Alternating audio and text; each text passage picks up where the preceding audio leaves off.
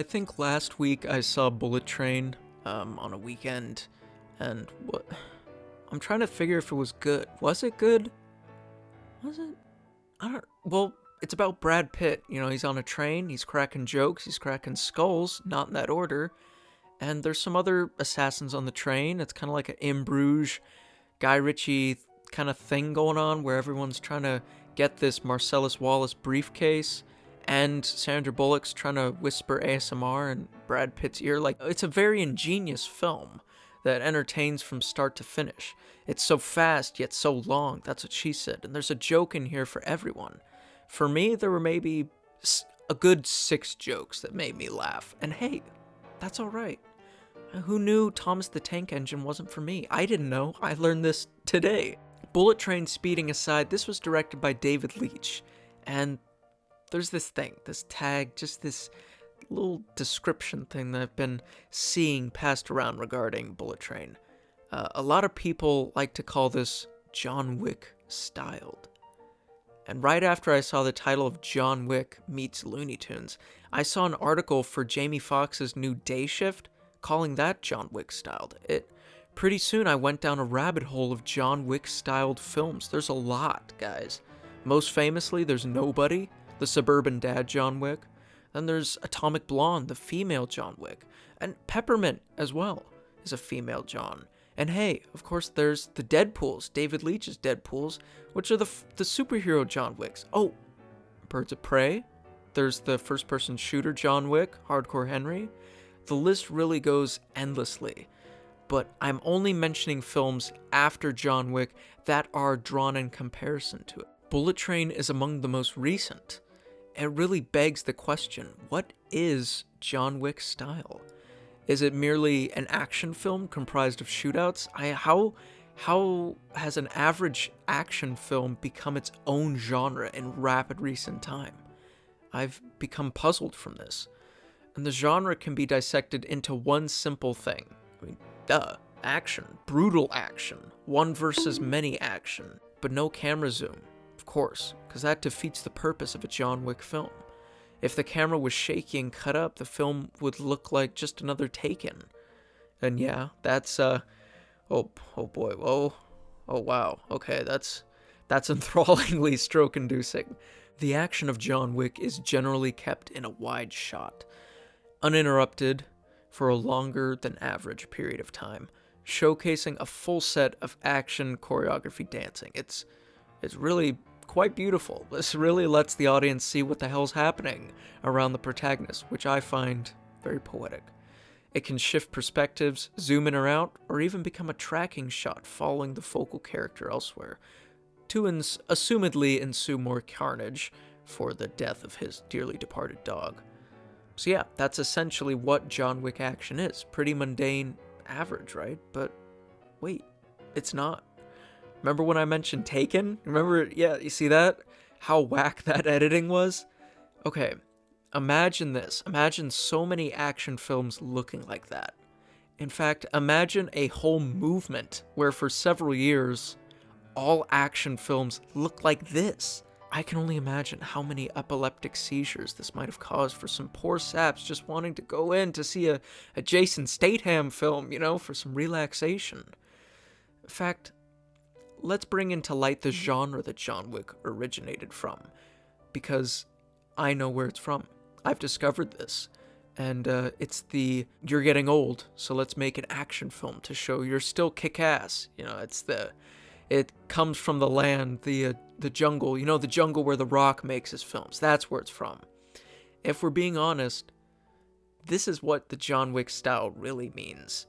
Hey, look, here's Denzel kicking ass. Oh, wait, you wanted to see Sean Penn do it? Sean Penn? There he is. Oh, no, wait.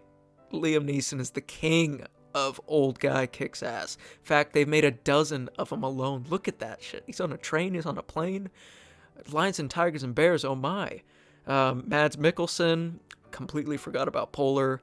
Oh shoot, yeah, Rambo, he still got it. Hey, hell, we'll throw in a Jason Bourne. An old Jason Bourne. Okay, look at that sock. Damn. We'll even throw in the November Man for free. I don't even know what this is, but it's Pierce Brosnan. He's old, right? I hate to be the bearer of bad news, Mr. Pitt, but I feel like Bullet Train might fit into this genre as well. That's a shit deal. I say this like I don't like these films, but these are some of the most amazing films to come out from the 2010s. Like, oh my god, they're so amazing. To a certain extent, of course. Just some dumb fun, you know, just some great action where the old guy, his loved one dies, and he gets out a gun and he takes out some foreigners. Like, that's true American cinema, isn't it? Because John Wick just happened to do it so much better because it's about a dog dying. And of course, the action set pieces are amazing. So it only makes sense he got a genre named after him. I can respect that. But we really take this level of action filmmaking for granted and slap it onto almost anything that holds on a wide lens or feels quick and brutal. The original John Wick really revolutionized the long take action film. I mean, without it, action films would have never become what they are today. Gosh, and we wouldn't have been able to call another film the title of a separate film.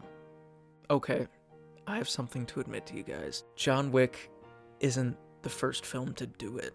We got Old Boy.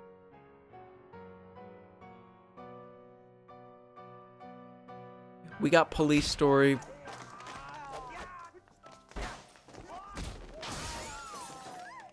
We got Tony Ling in a hospital.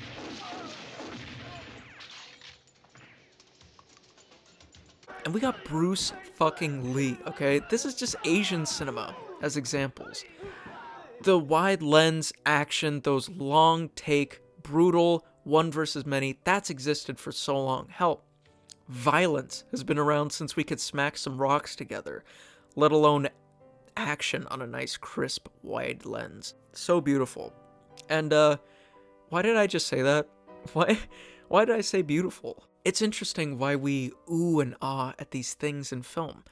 Because they'd be terrifying to witness in real life. Like that's actual domestic terrorism we'd witness in real life. Could you imagine vibing at the club, you know, like, and then this bearded Jesus-looking fella starts gun-fooing men in suits around you? Personally, I wouldn't say, oh shit, dude, he got domed. I wouldn't be like, oh my god. I would personally scream. I would run in fear to the nearest Starbucks, charge my phone, and call my mom up to pick me up.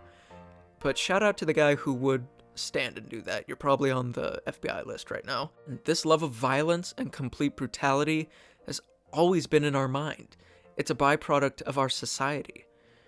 We're unconsciously taught through our environment to either gasp in resentment or intrigue. Someone once said that seeing violence on screen allows us to reflect on the human condition. You know what? That makes sense, because while I was watching Brad Pitt in this film, I could sense the pros and cons of his life. You know, the way he says, "Dude, I don't even know you!" You know, that line, that really expresses the distraught confusion, the vulnerability we as humans would feel in a situation where Bad Bunny would attempt to kill us. That completely resonated with me.